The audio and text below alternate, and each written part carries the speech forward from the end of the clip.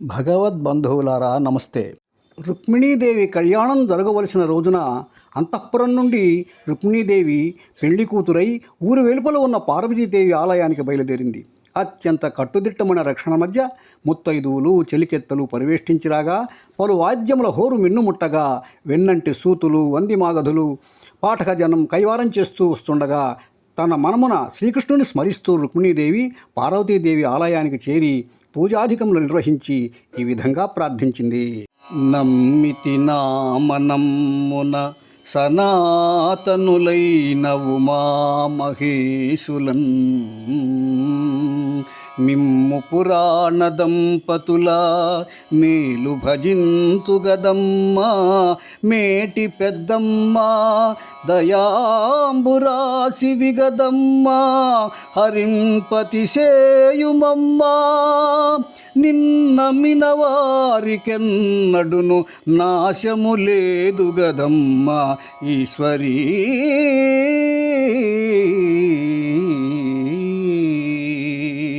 మా గౌరీదేవి, సనాతనులు పురాణ దంపతులైన పార్వతీ పరమేశ్వరులారా, మిమ్మల్ని పూజిస్తున్నాను. నాకు మేలు చేయండి. నీవు దయాసముద్రాలివమ్మా. శ్రీకృష్ణుడు నాకు భర్తగా చేయమ్మా. నిన్ను నమ్ముకున్నాను.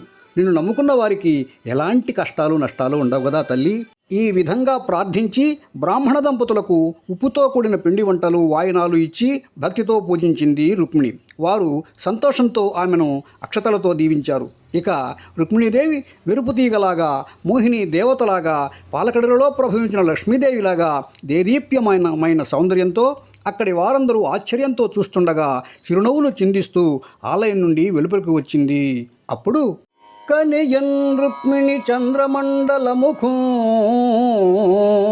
కంఠీరవేంద్రావలగ్ను నవంబోజదళక్షు చారుతరవక్షు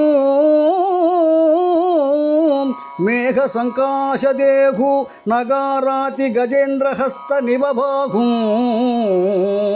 చక్ర పీతాంబరం ఘనభూషాన్వితు కంబుకంఠు విజయోత్కంఠున్ జగన్మోహనున్